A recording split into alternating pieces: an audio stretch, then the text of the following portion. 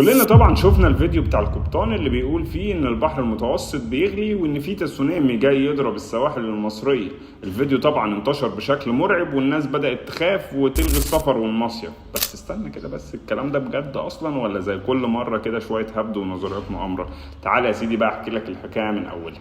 يوم 29 يونيو البحر المتوسط سجل اعلى درجة حرارة في تاريخه اللي هو 26.1. ده رقم على فكرة استوائي، مش المفروض يحصل هناك اصلا. وفي مناطق وصل كمان ل 29 درجة، يعني جحيم رسمي تحت المية.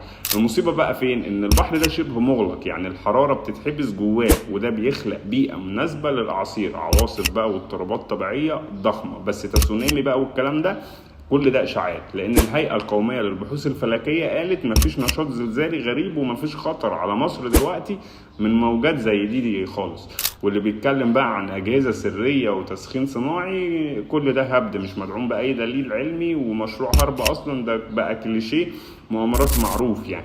بس خد بالك برضو البحر فعليا بيمر بمرحله اضطراب مناخي خطير، اسماك بتموت بالجمله وانواع دخيله وسامه كمان، الاعشاب اللي بتصفي الكوكب بتختفي والعواصف غير مسبوقه، يعني شفناها في اسكندريه الشهر اللي فات. فدلوقتي طبعا في رياح بتوصل ل 75 كيلومتر في الساعه وامواج بتترفع ل 4 متر، والارصاد بتحذر من الشواطئ خصوصا في مطروح واسكندريه والعلمين.